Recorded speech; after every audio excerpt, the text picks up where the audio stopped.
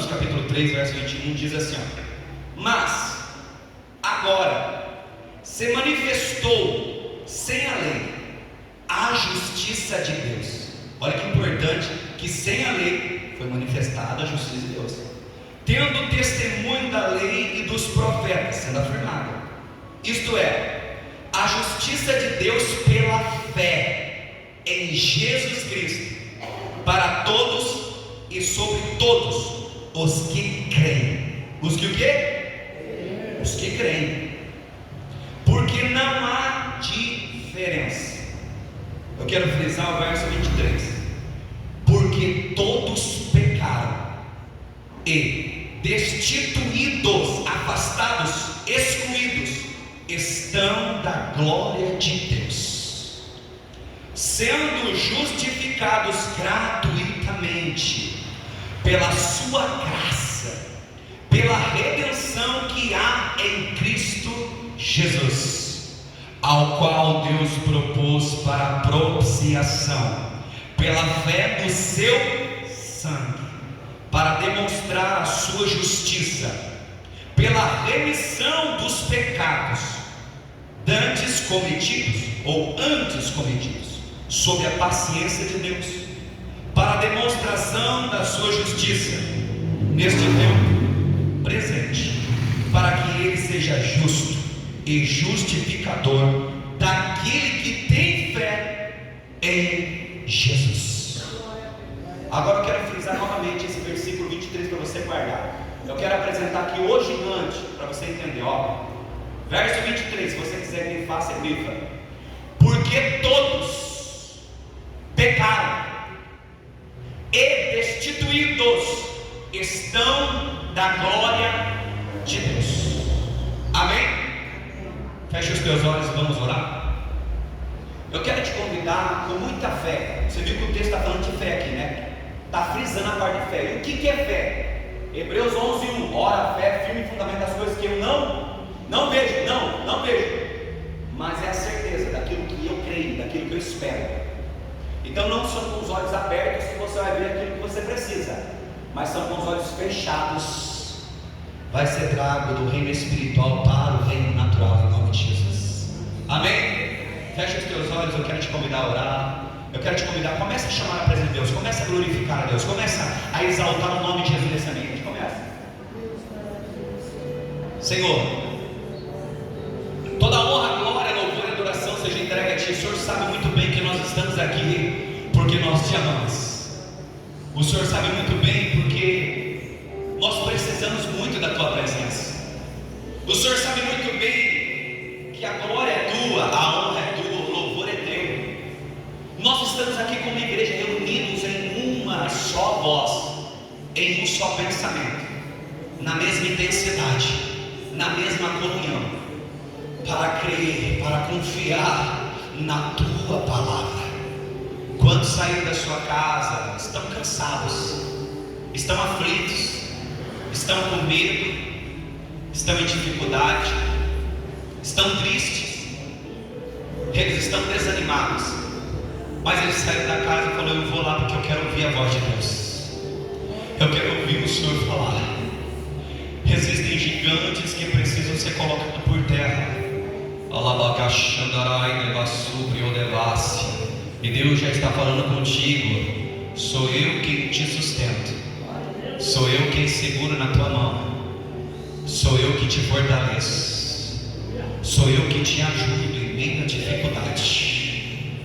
A dificuldade pode até ter chegado, a aflição pode até ter chegado, mas sou eu com a minha graça que te garanto a vitória. Sou eu com o meu poder que aperfeiçoa na fraqueza. E Deus está dizendo: onde houver a fraqueza que está impedindo que você fique lá e devassure ou devassia, que você fique de pé, Deus está dizendo: eu estou te fortalecendo agora. Espírito Santo de Deus, amigo fiel, amigo que não abandona, amigo que não, eu estou sentindo a graça de Deus, amigo que não decepciona. Os homens podem abandonar, muitos podem deixar você para trás, sou eu que cuido da tua vida, fui eu quem morri naquela cruz do Gólgota, sou eu quem estou com as mãos furadas, sou eu que estou salpicado de sangue para redimir você do pecado, para trazer você para a minha justiça. Sou eu quem te perdoo, sou eu quem te justifico. Deus está dizendo hoje: filho meu, eu te amo, eu te amo, o meu amor é infinito, o meu amor pode até te constranger, mas Deus está dizendo o seguinte: sou eu que te chamo hoje para debaixo das minhas asas. Recebe a graça de Deus, seja curado, seja renovado, seja restaurado por essa presença poderosa. Senhor, nós queremos pedir a tua graça nesse lugar, nós queremos pedir a tua presença, nós necessitamos da tua graça. Toca nos nossos ouvidos, toca no ouvido da igreja, para que eles possam ouvir a tua palavra.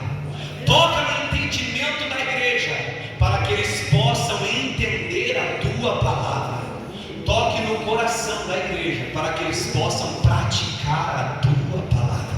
A oração que eu te peço é: coloque anjos neste lugar, anjos que venham batalhar em nosso favor, e que essa atmosfera seja transformada. Ativa o profético nesse lugar, Senhor. Aquele que está precisando de cura seja curado agora. Espírito Santo, toque no povo. Aquele que está precisando de libertação seja liberto agora. Aquele que precisa de renovo seja renovado agora. Aquele que está precisando de consolo seja consolado agora. Seja visitado pela presença do Espírito Santo de Deus. Uracanda alabassuri ou decomanácia. Eu te adoro, Senhor, eu te adoro, eu te adoro. Eu entrego louvor ao teu nome. Esse culto é direcionado para ti. Nós queremos te exaltar nesse culto, nós queremos glorificar nesse culto, Senhor. É a oração que eu te peço, é a oração que a tua igreja pede, no nome de Jesus Cristo. Amém. Quem crê e confia, diga amém. Levanta a tua mão e aplaude o nome de Jesus.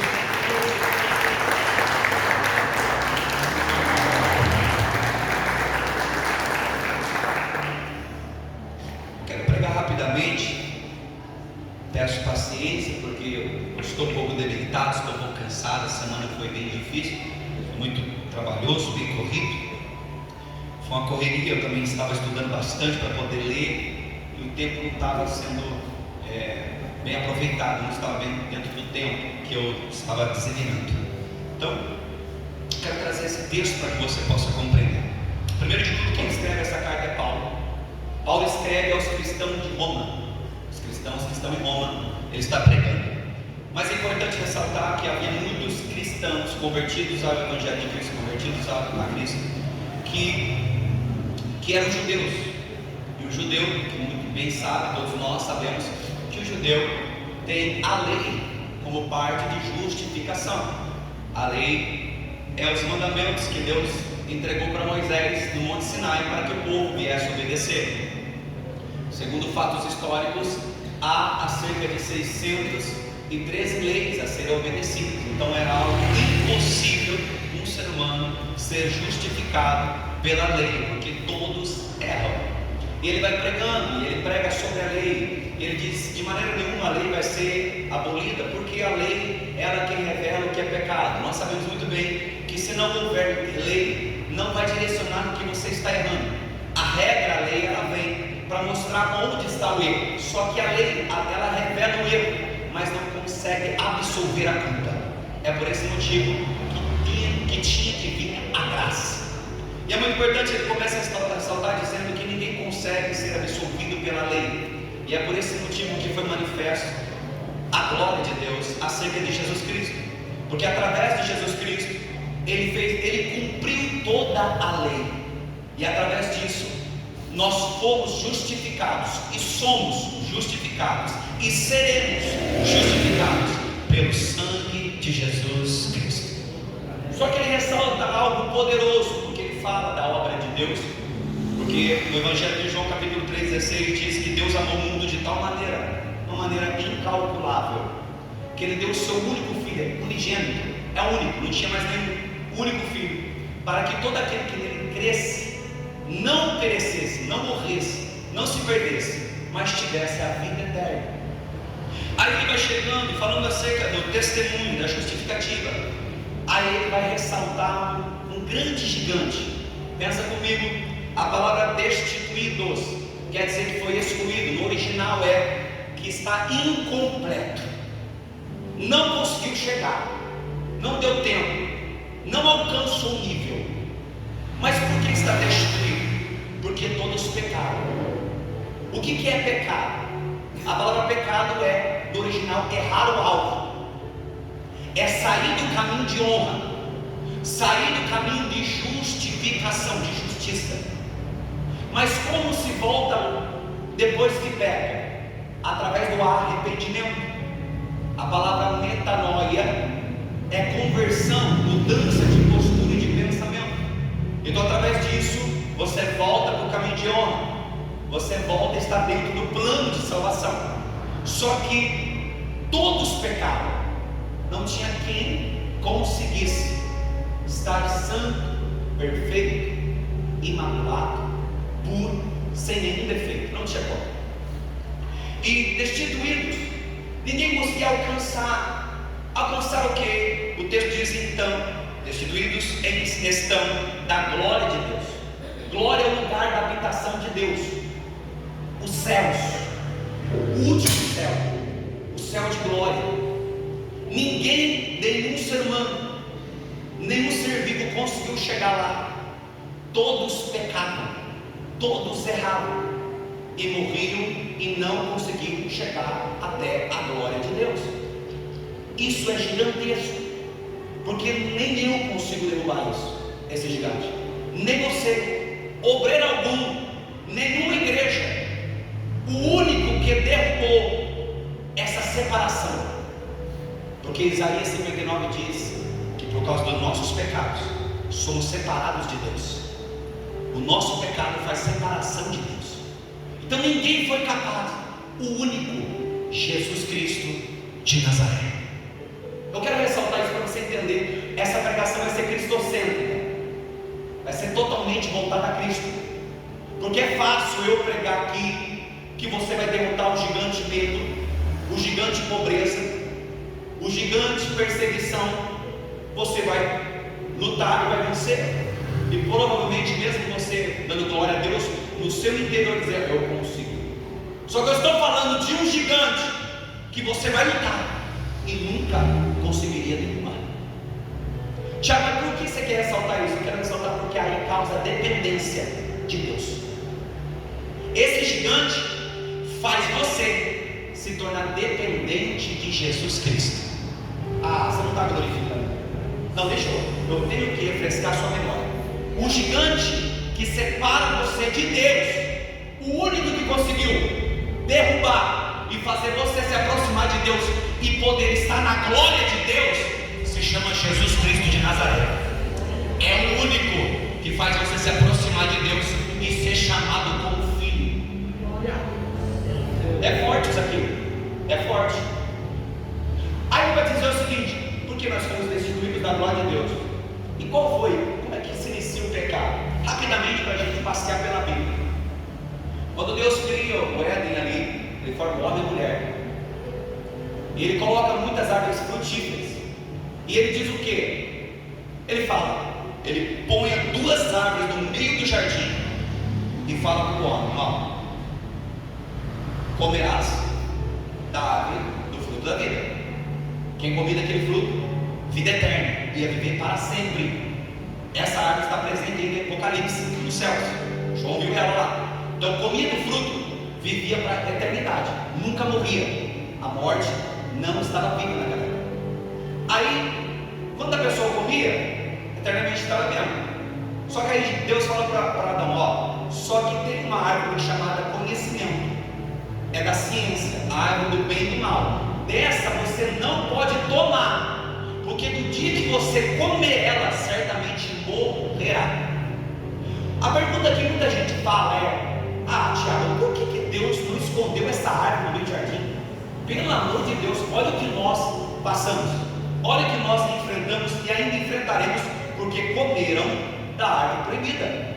Por que comeram do fruto? Por que Deus não escondeu? Aí vem a resposta para você. Deus vinha no jardim, numa brisa maravilhosa, encontrar com Adão. Quem faz isso é amigo. Pensa comigo. Se o grau de intimidade é essa, por que haveria segredos? Agora, eu faço a pergunta para você, porque muita gente pensou já nisso. Você já deve ter pensado: por que Deus não tirou essa árvore, não escondeu? Porque deixou exposta. Você acha plausível, você acha bom que um cônjuge, um esposo tenha segredos da esposa? A esposa tenha segredos do esposo? Um amigo que fala que é amigo de verdade tem segredos do amigo? Quem realmente tem confiança revela todos os seus segredos. E Deus mostrou a árvore do conhecimento do bem e do mal. Ele foi tão amigo que ele disse o seguinte: por favor, você não pode comer, porque o dia que você comer, você vai morrer. Ele não só deu uma ordem, ele explicou por que não podia. Porque ela trazia o conhecimento das coisas ruins, da morte. Só que o texto vai dizer que a mulher, por não estar presente na hora da ordem, que é falado para Adão, ela dá ouvidos à serpente. A serpente fala com ela vai lá e come.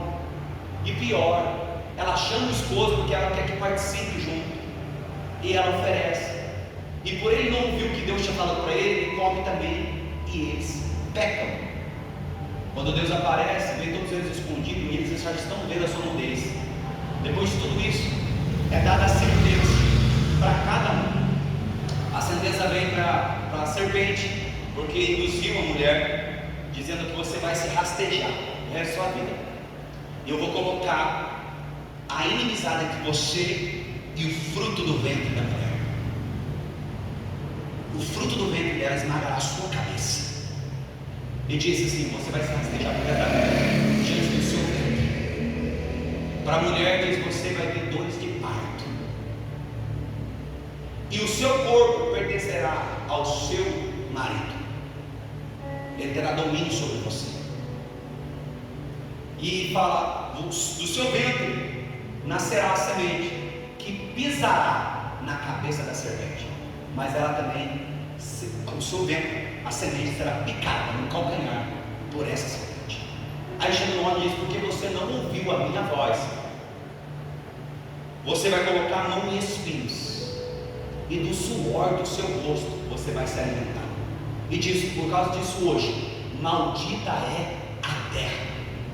A condenação veio para todos, para a terra, para a serpente, para a mulher, para o homem, e foram tirados do jardim, fechados com 2 querubins, com uma espada flamejante, e eles não puderam mais estar ali. E às vezes eu pergunto e falo: mas que dó, né? Por que Deus tirou Adão e Eva de dentro do jardim?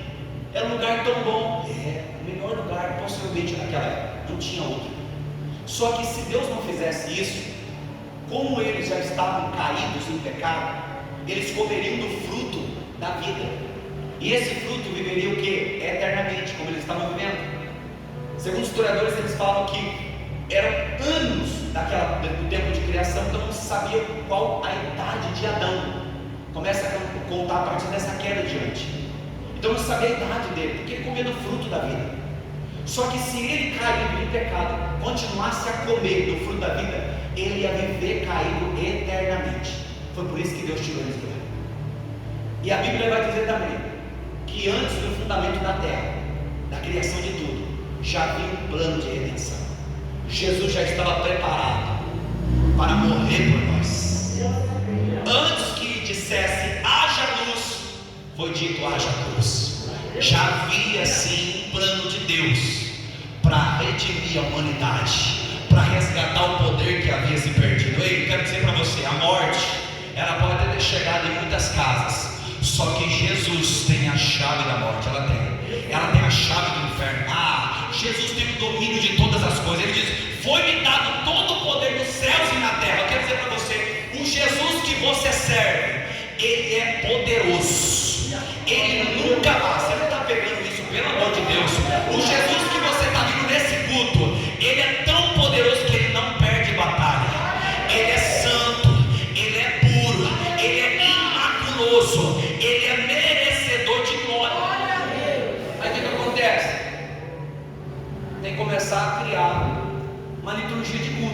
para a purificação do pecado do povo.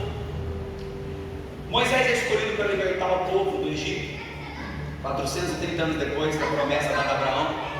Eles ficaram possivelmente quase 400 anos no Egito, e Deus dá uma ordem para ele: Moisés, leva esse povo para o deserto em direção a Canaã prometida ao meu servo Abraão, e eu te usarei, te instruirei para instruir esse povo, porque esse é povo meu, escolhido.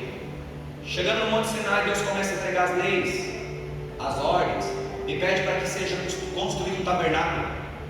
É muito importante porque, se você ler acerca de Êxodo, a partir dos 21 ali, Êxodo, a partir do capítulo 21, você vê Deus falando como Ele quer que seja feito o tabernáculo, como Ele quer que as coisas sejam colocadas no seu devido lugar, como vai ser a liturgia de culto. Você percebe que Deus é quem dá a ordem de cada detalhe. Era como Deus queria. E os cultos ultimamente têm mudado. Ultimamente os cultos estão sendo do jeito que os homens querem, do jeito que as pessoas querem, e ainda o culto pertence a Deus. Quando você sai da sua casa, o glória a Deus que você traz não é para mim, o glória a Deus que você traz não é para obreiro nenhum, não é para a igreja evangélica da família. O glória a Deus que você traz, o aleluia, o amém, é para Jesus Cristo de Nazaré. A adoração pertence a Ele. Quando você sai da sua casa, tenha convicção e a certeza que a adoração pertence ao nome de Jesus. Só Ele é digno de glória, só Ele é digno de louvor. Se você crê no que eu estou pregando aqui, levanta essa mão e dá uma glória a Deus. E é muito interessante porque Ele pede e separa Arão como sumo sacerdote. Existia a linhagem sacerdotal e o sumo sacerdote. O sumo sacerdote é aquele que tinha autoridade, era aquele que entrava no lugar do santo dos santos. Era um lugar puro onde só habitava a arca da presença de Deus, a arca da aliança. E nessa arca é onde manifestava a glória de Deus. E só podia uma vez por ano o sumo sacerdote entrar lá dentro. E tinha uma liturgia. A Bíblia diz que no 10º dia do 7º mês era o dia da expiação, Yom Kippur no original. Era um tempo onde se pedia perdão dos pecados do povo, e através do sacrifício do cordeiro, o sangue aspergido, o povo era perdoado, e um ano de paz por causa do perdão vinha sobre o povo. Mas tinha um ritual, era escolhido o sumo sacerdote. Não era qualquer sacerdote, era o sumo sacerdote. E era interessante essa responsabilidade, porque ele poderia morrer lá dentro, porque é onde manifestava a glória de Deus. Eles podiam vir na tenda do encontro, eles podiam entrar no lugar santo, onde havia o menorá, onde havia a mesa dos pães. Só que no lugar do santo dos santos, onde estava a arca da aliança, onde manifestava a presença de Deus, somente o sumo sacerdote, uma vez por ano, podia entrar. E tinha que entrar ainda com a oferta para perdão do pecado do povo, e tinha que ser aceita, porque se o cordeiro que era oferecido tivesse defeito, tivesse úlcera, fosse manco, não fosse perfeito, ele morreria ali dentro e o povo não seria perdoado. Olha para você ver o ritual que tinha que ser feito, porque a Bíblia diz assim, que segundo a ordem de Melquisedeque, Jesus foi considerado perpetuamente o grande sumo sacerdote. Por isso que eu estou falando disso. Jesus, foi Ele quem fez a remissão, é o intermédio, o mediador entre nós e Deus, foi Ele que fez isso. Olha que o gigante que teve que colocar por terra. Quando o sumo sacerdote ia para entrar, ele tinha que fazer o sacrifício primeiro por ele e pela família. Se ele não fizesse, não pegasse os bodes, sacrificasse os touros, sacrificasse para a purificação do pecado dele e da família dele, ele ia morrer. Segundo estágio, ele chegava com a roupa sacerdotal, era a identidade. Todo mundo batia o olho, sabia que era o sacerdote, mas com a roupa sabia quem que era o sumo sacerdote. A roupa era diferenciada. Quando ele chegava, ele tinha que tirar a roupa dele, porque diante da presença de Deus, isso no lugar santíssimo, antes do lugar santíssimo, no lugar santo, antes de entrar no véu que separava as duas partes, havia um véu que separava, um véu grosso, que separava o lugar santíssimo, o santo dos santos, do lugar santo, e depois a tenda da entrada, do encontro. Então quando ele entrava, ele tinha que fazer o quê? Tirar a roupa dele de sumo sacerdote, colocar a roupa escolhida por Deus de linho, para que ele pudesse entrar na presença de Deus e sacrificar. Quando eu comecei a ler isso, Deus começou a falar comigo, porque quando ele vai entrar, o reconhecimento de longe, a distância por todo o povo, era a roupa de sumo sacerdote, era mérito, posição, escolha, poder, autoridade. Mas para chegar na presença de Deus, ele tem que tirar toda a identidade dele que glorifique ele. Tudo que ele é, ele tem que se desfazer, ele tem que se diminuir para ele poder entrar na presença de Deus. Ele não poderia entrar com a roupa de um sumo sacerdote, ele ia ser morto no lugar santíssimo. O primeiro estágio que Deus falou comigo é: para que você possa chegar diante da presença de Deus, é necessário você se diminuir. Quantos cultos nós chegamos aqui com os olhos altivos, com o nariz inclinado? Quantas vezes nós falamos: eu não preciso ir no culto, vai pegar, mas vai sarar, fica em paz. Eu não preciso ir no culto porque eu estou bem. Mas o culto é para você ou é para Deus? Quem que tem que entregar a adoração é você? Ou é Deus que tem que entregar? Se for você, por que faltou do culto? Quando era decretado o dia da expiação, todos tinham que entrar em jejum o dia inteiro. Todos tinham que vir diante da tenda do encontro. Todos tinham que comparecer, porque era um dia importantíssimo. Era um momento onde você recebe o perdão de Deus. Esse lugar, o salmista vai dizer que é a casa da misericórdia. É onde você recebe o perdão pelos seus pecados, quando você vem aqui e se humilha. Tiago, é só aqui que acontece? Não, na sua casa também acontece. Nós temos acesso em todos os lugares, só que aqui o lugar é diferente. Quando nós entramos na casa de Deus e nós falamos: Deus, eu vim aqui, sai da minha casa só para te adorar. Eu estou aqui, unido no mesmo corpo, junto com a noiva, só para glorificar. A presença muda. Você sabe que é diferente. Aqui você é curado, aqui você é liberto, aqui você é renovado, aqui você é restaurado, aqui você é batizado com o Espírito Santo e com fogo. Aqui Deus visita a tua casa, aqui as orações suas chegam lá no trono. Então eu tinha que fazer o quê? Tirar a roupa sacerdotal, porque é identidade. Chegar diante de Deus, a gente tem que se humilhar. A gente tem que se humilhar. Nós temos que se humilhar. É necessário, para que haja cura na nossa alma, para que haja perdão nas nossas vidas. Chegou um tempo, igreja, que nós precisamos se humilhar diante da presença de Deus. Nós estamos num tempo em que nós valorizamos muito o nosso eu, as nossas vontades, a nossa posição, o que nós conquistamos. Estamos deixando de lado o culto racional, o culto santo e puro que é para Deus. E eu quero te convidar hoje nesse culto, por favor, vamos voltar à essência do culto, adorando a Deus. Que nós possamos se humilhar diante da presença dEle, que nós possamos reconhecer, dizer para Ele: Senhor, eu sou falho, eu sou pecador, eu não aguento, eu não suporto, e é por isso que eu estou aqui precisando da tua ajuda. Eu preciso da tua presença, Senhor, me ajuda.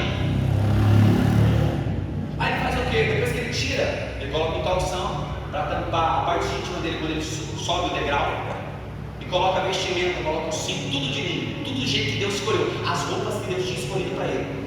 Quando ele entra, ele faz o sacrifício do cordeiro. Feito o sacrifício do cordeiro, ele tem que aspergir o sangue na tampa do propiciatório, a tampa da arca, onde havia 2 querubins se prostrando assim, diante da glória de Deus, porque havia um degrau que era símbolo do trono de Deus, era o símbolo do trono de Deus. E esses querubins, eles estavam assim, prostrando-se e olhando para dentro da arca, que é o que? O símbolo da terra, olhando para a terra, o símbolo da terra. E é importante que o sangue era aspergido ali, para que quando Deus olhasse para a tampa do propiciatório, ele não visse a culpa do povo na terra, mas visse o sangue aspergido sobre o lugar, aspergido 7 vezes mais. Deixa eu melhorar para você entender. Quando Deus queria dar sentença de morte para a humanidade, para o povo, ele olhava e via o sangue, e disse: tem sangue, o sangue está certo, está de um cordeiro puro, perfeito, sem mácula. Quer dizer o seguinte: que há remissão, que há perdão. Então deixa eu perdoar ao invés de destruir. Aí Deus liberava o perdão para o povo, porque o texto sagrado diz que se não houvesse sangue derramado, não haveria perdão. Aí depois de ele fazer isso, ele vinha ninguém aspergia em toda a parte do lugar santo, porque era onde os sacerdotes podiam entrar. Só no lugar santíssimo o sumo sacerdote entraria uma vez por ano, então estava puro aquele lugar. E aí depois ele purificava todo aquele lugar, ia para a tenda do encontro, purificando todo o ambiente. Esse era o ritual de purificação. Então era necessário o quê? Ter um intermediador. Aí a Bíblia vai dizer que Jesus é o grande sumo sacerdote, é aquele que através do seu sangue nos purifica de todo o pecado. Quando Jesus foi crucificado na cruz e o seu sangue está sendo derramado, presta atenção aqui, olha que importante, quando o sangue dele está sendo derramado, a Bíblia diz assim que Paulo fala, na carta aos Colossenses capítulo 2, se me falha a memória, verso 14, diz assim: a cédula de dívida que havia no meio de nós, a cédula que nos condenava, que dizia o seguinte, ó, não dá para herdar a vida eterna, não dá para habitar a glória de Deus, não dá. A Bíblia diz que ele cravou e pregou ela na cruz. E quando ele crava na cruz, ele está dizendo o seguinte: sou eu que tomo agora a dívida da humanidade, sou eu quem vai pagar o preço por eles. Ninguém conseguiu, eu vou fazer. Por que Jesus teve que fazer? Porque a Bíblia diz o seguinte, profeta Isaías capítulo 7, dá um brado, não há nenhum dia, ninguém ouviu e deu crédito à nossa mensagem. Quem pode ir por nós? Quem conseguirá ir por nós? Aí no brado do céu diz: eu irei. Jesus se prontifica e diz: eu irei. Aí Hebreus diz: prepara-me um corpo. Por que fala prepara-me um corpo? Porque quando era sacrificado os bodes, os cordeiros ali, o sangue era de animal, não dava para quitar o pecado nosso, porque quem infringiu a lei era um ser humano. Então toda vez que era sacrificado, Deus fazia lembrança do sacrifício, era como se fosse um presente a Deus pela remissão, só que não quitava a dívida. Chegava lá no céu, Deus olhava e falava o seguinte: está em déficit ainda, está devendo ainda, como é que nós vamos fazer? E ano após ano, os sacerdotes iam morrendo, então tinha que mudar de sacerdote. A lei permanecia, não tinha quem podia redimir o povo para a salvação. Tiago, para onde ia o povo? Segundo a parábola que Jesus conta, Lucas 16, verso 19, diz que quando um justo morria, o anjo o levava para o seio de Abraão. Quando um injusto morria, era levado para um lugar de sofrimento chamado Hades. Só que isso era para as profundezas, as partes baixas da terra. Ninguém conseguia chegar no céu, ninguém conseguia chegar na glória de Deus. Então era por isso necessário que Jesus viesse e fizesse isso. Olha o rodeio todo que eu estou falando para você entender o sacrifício de Jesus. Olha para você entender o papel de Jesus na salvação das nossas vidas. Quando Jesus faz isso, ele crava na cruz a dívida nossa, ele quita e diz: tetelestai, consumado está. Essa palavra é usada o quê? Quitação do débito. Toda pessoa que era condenada, quando o juiz escrevia essa palavra no original, quer dizer o seguinte: está livre, está quitado. Quando Jesus faz isso, é Deus olhando para você e dizendo o seguinte: se você crer e confiar e reconhecer que o meu Filho é Jesus Cristo e é suficiente Salvador da tua vida, os seus pecados estão perdoados a partir desse momento. Volta ao começo do que eu estava falando no começo do culto. Quando eu sou redimido pelo pecado, eu volto para onde? Volto a acertar o alvo, volto ao lugar de honra. Jesus veio para colocar você de volta no lugar de honra. Ah, você não pegou, deixa eu reforçar. Jesus teve que sair do céu, morrer por você, para que você pudesse voltar ao lugar de honra. Você está entendendo isso aqui? Você não estava no lugar de honra. Segundo as Escrituras, você foi destituído da glória de Deus.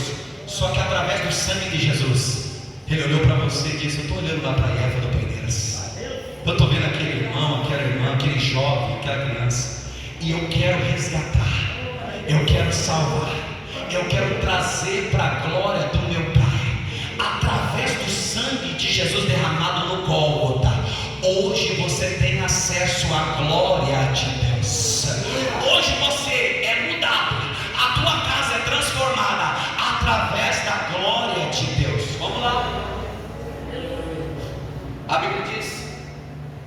que Jesus está na cruz e está sofrendo, porque começou ali ao meio-dia, e às 3 horas, depois de muito sofrimento, ele pega e fala: Pai, em tuas mãos eu entrego o meu espírito.